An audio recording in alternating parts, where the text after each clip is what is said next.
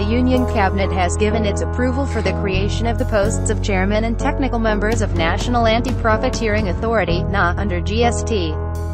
The Union Cabinet, chaired by Prime Minister Narendra Modi, has given its approval to the creation of the posts of chairman and technical members of the National Anti-profiteering Authority (NA) under GST. The decision comes in the wake of Wednesday's sharp reduction in the GST rates of a large number of items of mass consumption. This paves the way for the immediate establishment of this apex body,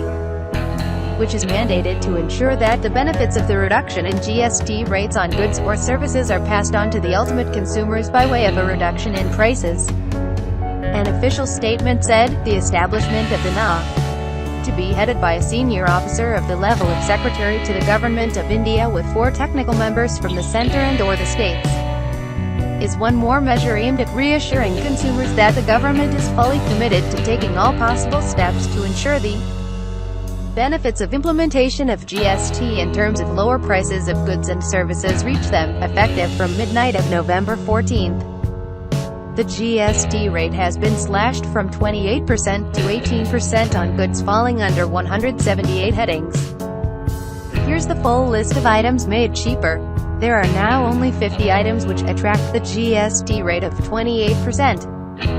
Likewise, a large number of items have witnessed a reduction in GST rates from 18% to 12% and so on, and some goods have been completely exempted from GST.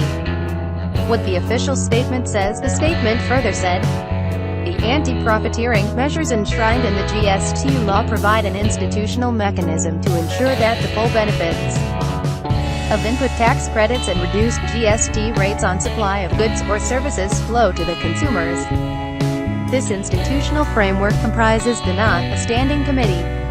screening committees in every state of the Directorate General of Safeguards and the Central Board of Excise and Customs (CBEC), affected consumers who feel the benefit of commensurate reduction in prices is not being passed on when they purchase any goods or services, can apply for relief to the screening committee in the particular state. However, in case the incident of profiteering relates to an item of mass impact with all-India ramification, the application may be directly made to the Standing Committee.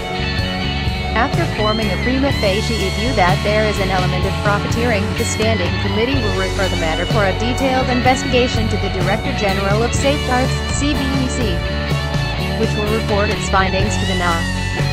In the event the NA confirms there is a necessity to apply anti-profiteering measures, it has the authority to order the supplier or business concerned to reduce its prices or return the undue benefit availed by it, along with interest to the recipient of the goods or services. If the undue benefit cannot be passed on to the recipient,